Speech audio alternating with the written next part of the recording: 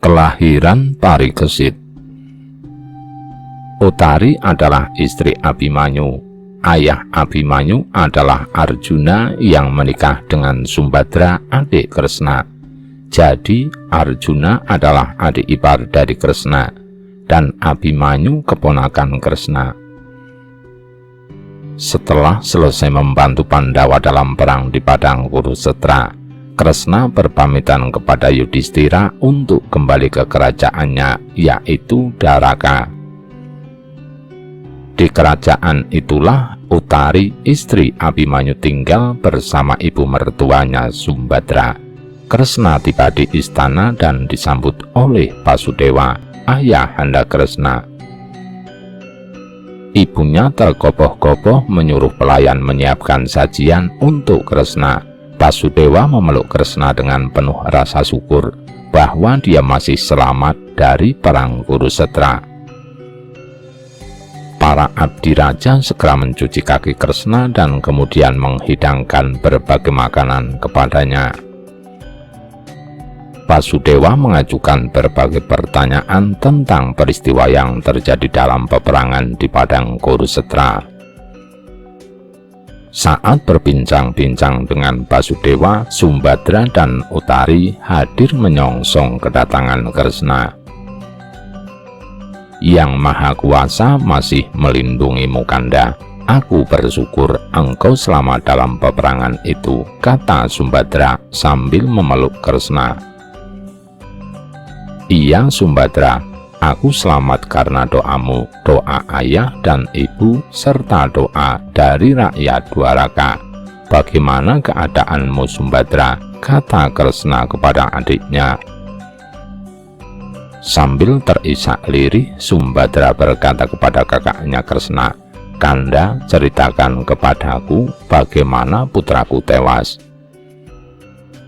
Kresna termangu-mangu dan dia bergerak mengulurkan tangannya mengambil minuman yang dihidangkan oleh pelayan.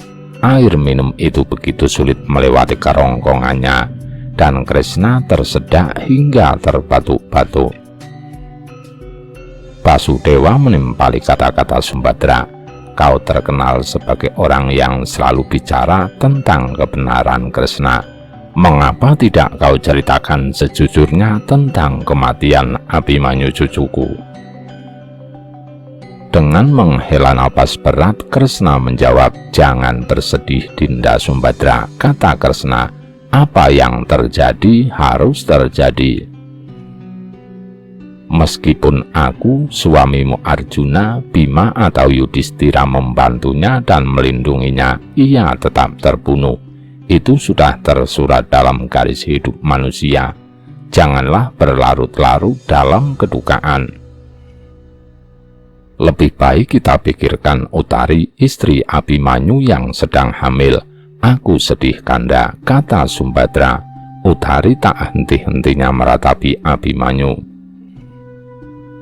Kresna bangkit dan memeluk Sumbadra sambil berucap, Sumbadra, kehidupan dan kematian itu sudah ditentukan. Kita boleh sedih, tetapi tidak boleh berlebihan. Kita juga boleh senang, tetapi jangan lupa berlebihan. Kamu sebagai ibu dari Abhimanyu hendaknya berbesar hati, karena putramu gugur dalam membela kebenaran. Kamu juga harus membangkitkan semangat Utari dan membesarkan hatinya.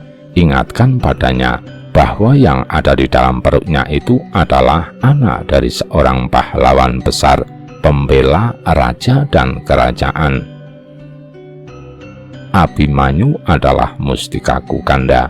Dia adalah gantungan hidupku satu-satunya, kata Sumbadra sambil menyusuti air matanya. Kresna berjalan ke arah Utari dan mengusap kepala Utari yang sejak tadi terus-menerus menangis tanpa suara.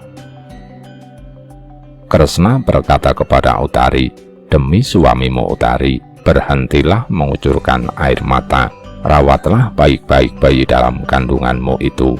Utari tidak berkata sedikit pun. Dari kedua matanya mengalir air mata bagaikan sungai tak henti-hentinya.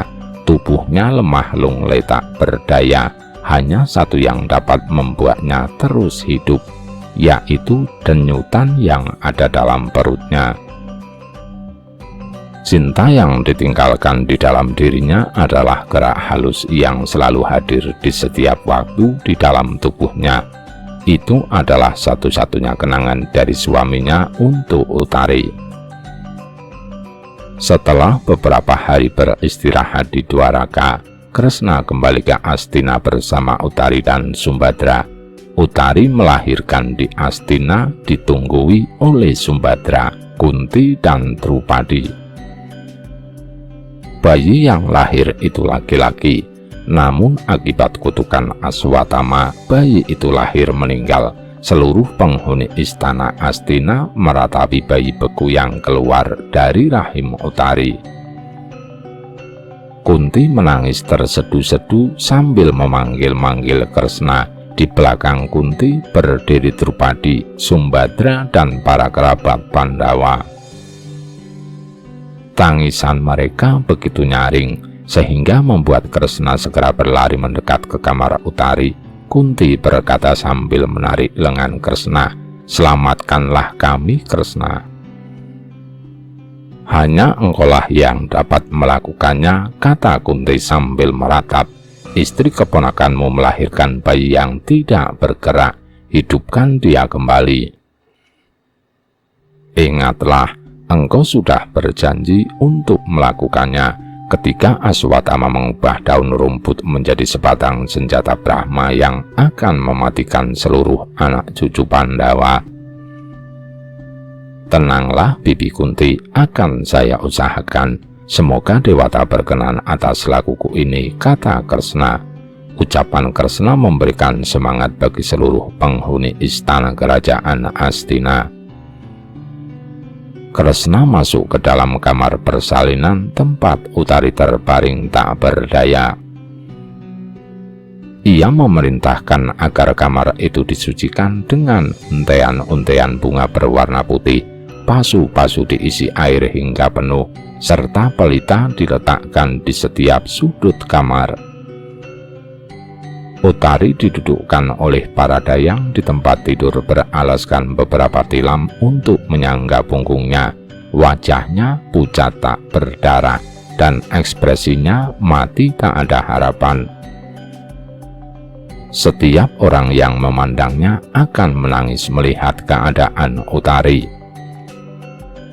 Dengan dibantu para dayang, ia merangkapkan kedua telapak tangannya dan dengan hormat menyembah Kresna yang berdiri di samping tempat tidurnya.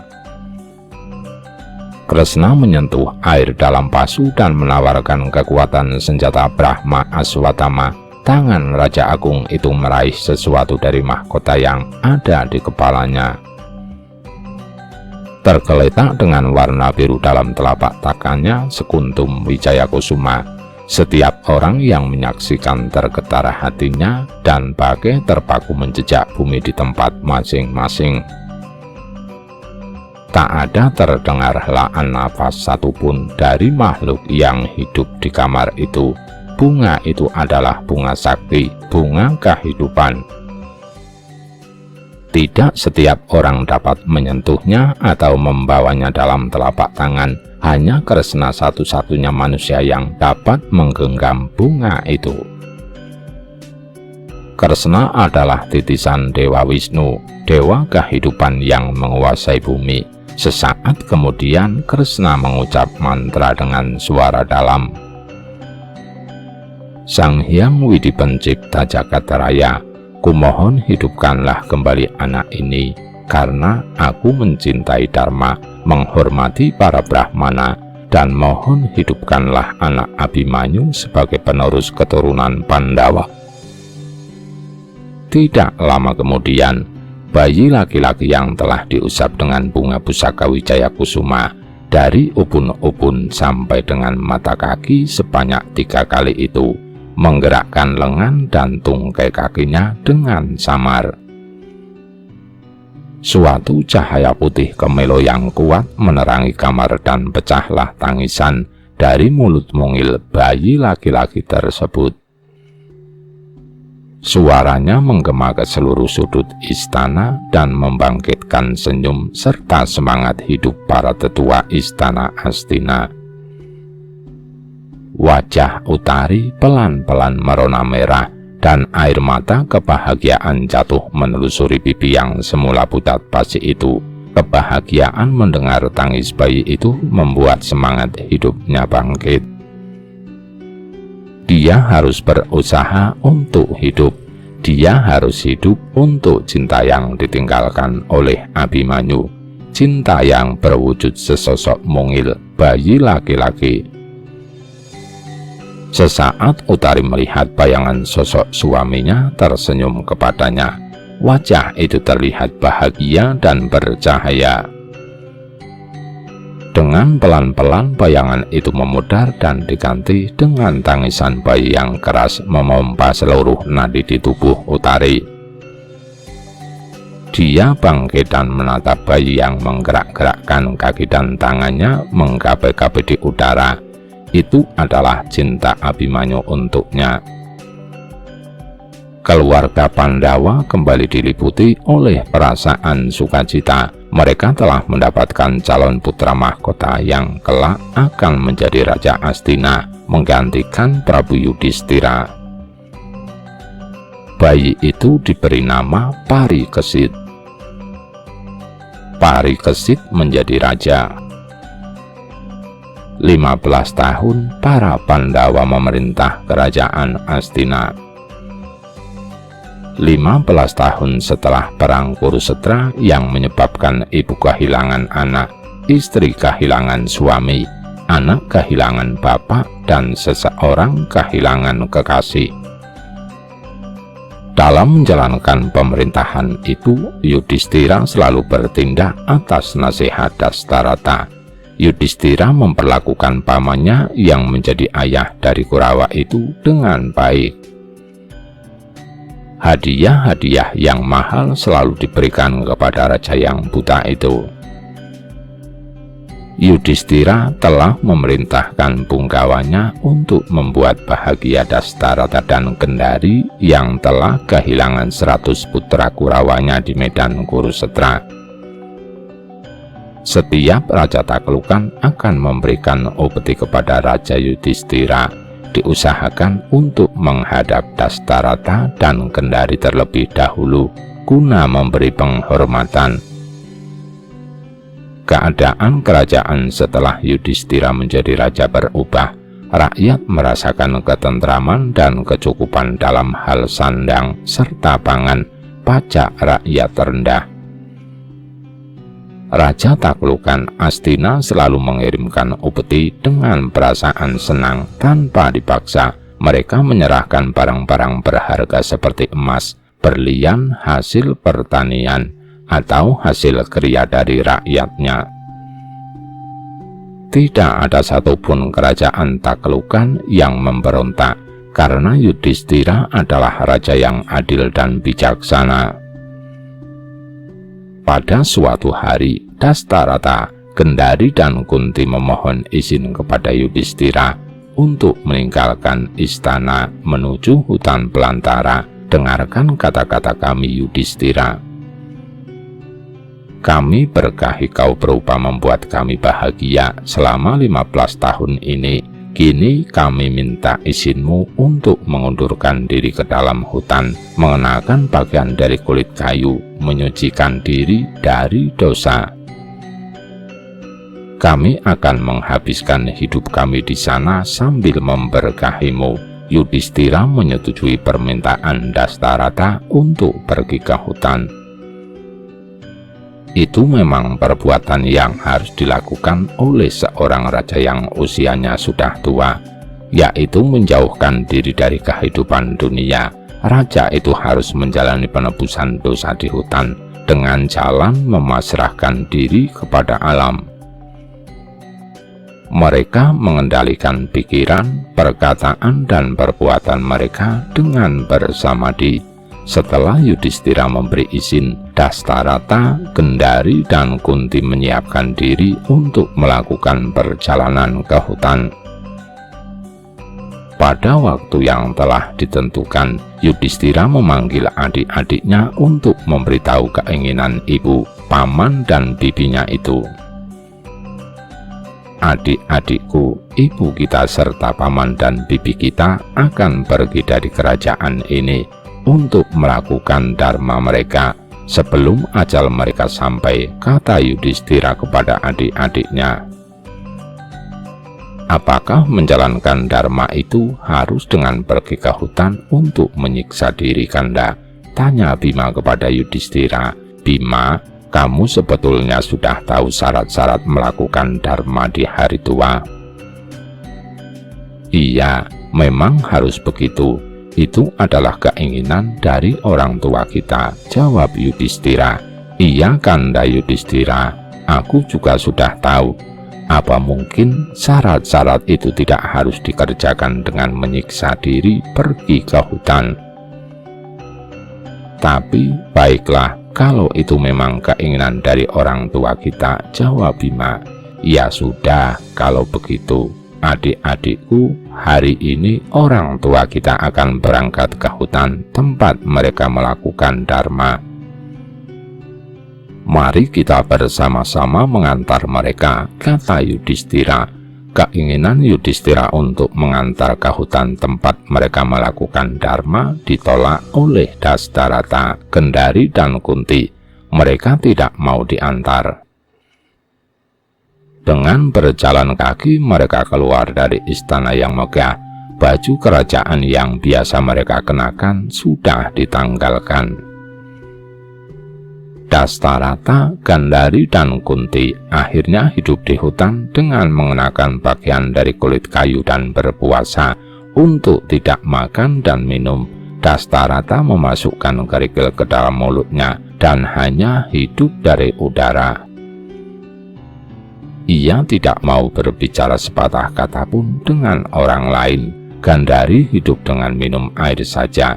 Sementara Kunti masih makan 1 kali sebulan. Ketika hutan terbakar, Dastarata, Gandhari, dan Kunti duduk menghadap ke timur, memusatkan daya pikirnya dengan diam seperti tiang-tiang kayu. Mereka musnah terbakar api. 15 tahun kemudian, yaitu 35 tahun sesudah perang di padang Kurukshetra, Yudhistira memutuskan untuk menjauhkan diri dari dunia mengikuti jejak Dastarata, Gendari, dan Kunti. Sudah saatnya kita meninggalkan istana. Bima, Arjuna, Nakula, Sadewa, dan Drupadi setuju. Yudhistira kemudian menobatkan Parikesit, anak Abhimanyu, menggantikan dirinya menjadi raja. Kata Yudhistira kepada Sumbadra, Parikesit, cucumu akan menjadi penerus raja bangsa Kuru. Ia akan memerintah Astinapura. Rawatlah dia, jaga agar dia tidak bertindak bertentangan dengan dharma. Aku tidak boleh ikut Kanda Arjuna ke hutan, tanya Sumbadra. Tidak, istriku, kamu harus menjaga Parikesit agar dia tidak merasakan kehilangan kita, jawab Arjuna. Maafkan aku, Kanda, jika aku memikirkan kepentingan diriku sendiri. Itu karena rasa cintaku yang besar kepada Kanda, jawab Sumbadra. Doakan kami agar kami kuat melakukan dharma ini, Dinda Sumbadra, kata Arjuna kembali. Iya, Kanda, doaku akan kulantunkan selalu untuk Kanda Yudhistira, Bima, Arjuna, dan adik-adikku Nakula, Sadewa, serta Drupadi, jawab Sumbadra. Yudhistira kemudian mengundang rakyatnya untuk memberitahukan keputusannya yang akan menjauhkan diri dari hal-hal yang bersifat keduniaan. Yudhistira melepaskan semua perhiasan kerajaan yang dikenakan dan mengenakan pakaian yang terbuat dari kulit kayu. Demikian pula Bima, Arjuna, Nakula, Sadewa, dan Drupadi teguh maksud dan tujuannya. Para Pandawa ini melakukan perjalanan melalui banyak negara dan menyeberangi lautan serta sungai. Yudhistira memimpin rombongan. Di belakangnya Bima, Arjuna, Nakula, Sadewa, Drupadi, dan seekor anjing. Mereka tiba di laut yang airnya berwarna merah. Arjuna membuang busur panah dan tempat panahnya ke dalam ombak laut merah itu. Para Pandawa itu kemudian berbelok ke selatan. Ketika mereka tiba di pantai utara Laut Garam, mereka bergerak maju menuju ke barat daya dan sampailah di bekas kerajaan Dwaraka yang sudah musnah terendam di bawah samudra karena perang saudara. Mereka kemudian berbelok ke utara dan berjalan terus ke arah itu. Akhirnya mereka dapat mendaki Gunung Himawan dan kemudian menuruninya hingga berhadapan dengan daratan pasir yang luas membentang. Di kejauhan mereka melihat puncak tertinggi, puncak Gunung Meru, tempat perjalanan terakhir yang mereka inginkan. Raden Parikesit dilahirkan sesudah perang Bharatayuda. Dia benar-benar sangat disayangi oleh kelima Pandawa. Pada saat ia bayi, selalu dicari oleh Aswatthama untuk dibunuh. Lantaran Parikesitlah yang pada masa akan datang bakal menguasai negeri Astinapura. Secara tidak sengaja, Parikesit menendang panah yang ditaruh untuk menjaganya dan seketika mengenai Aswatthama. Tersungkurlah Aswatthama hingga menemui ajal terakhirnya. Lalu Parikesit bertahta sebagai raja di Astinapura dengan nama Prabu Kresnadipayana, seperti nama buyut Prabu Kresnadipayana atau Abhiyasa. Ketika Parikesit belum lahir, Abimanyu memperoleh Wahyu Jayaningrat anugerah dari Yang Maha Tunggal melalui beberapa dewa di kahyangan. Konon siapa saja yang memperoleh wahyu ini, anak keturunannya akan memperoleh keluhuran serta kejayaan dalam hidupnya. Saat berita bakal turunnya wahyu ini menyebar, beberapa kesatria berupaya dengan semua daya serta kemampuan yang dimilikinya untuk memperoleh wahyu itu. Tak terkecuali Lesmana Mandrakumara, anak Kurupati, Samba anak Kresna, serta Abimanyu putra Arjuna. Beragam halangan serta godaan mesti mereka hadapi. Godaan itu untuk menguji fisik berbentuk ketangkasan, siksaan batin dengan bertapa berbulan-bulan dapat dimenangkan Abimanyu. Akan tetapi Abimanyu gugur dalam perang Bharatayuda lantaran melindungi Puntadewa yang diserang oleh pasukan Kurawa. Puntadewa merasa sangat bersalah, sedih luar biasa atas tewasnya Abimanyu. Dalam penyesalan yang amat dalam itu, dia bersumpah di hadapan seluruh jagat raya bahwa kelak setelah perang itu selesai dan jika Pandawa menang, tiada lain yang patut naik tahta kerajaan dengan keluhuran dan kejayaan kecuali keturunan Abimanyu. Sumpah itu didengar seluruh jagat dan direstui. Gusti Yang Maha menentukan hak akan tahta berpindah ke tangan putra Abimanyu yang kebetulan lahir bertepatan dengan usai perang Bharatayuda. Sesaat tampuk pimpinan kerajaan Astina ada di tangan Puntadewa. Prabu Baladewa atau Begawan Curikanata ditugaskan untuk mendidik serta membina Parikesit sebagai putra mahkota. Sepeninggal Pandawa, Parikesit menata kembali pemerintahan kerajaan Astina. Parikesit adalah raja muda yang pandai. Ia menguasai sastra dan ilmu perang. Ia memerintah dengan bijaksana. Kebijaksanaannya sampai ke ujung dunia. Pertanian dan perkebunan semakin maju. Beberapa perbaikan irigasi dilakukan pada bangunan-bangunan jalan air yang sudah tua. perdagangan meningkat, kesenian dan kesusastraan berkembang pesat. Kejayaan kerajaan Astina terpancar dari bangunan istananya yang indah. Pelerung istana dihiasi dengan taburan emas manikam berkilau-kilauan jika tertimpa sinar pelita atau bulan pada malam hari. Kereta-kereta berjalan dibuat dari emas. Bajak kuda disulam dengan emas.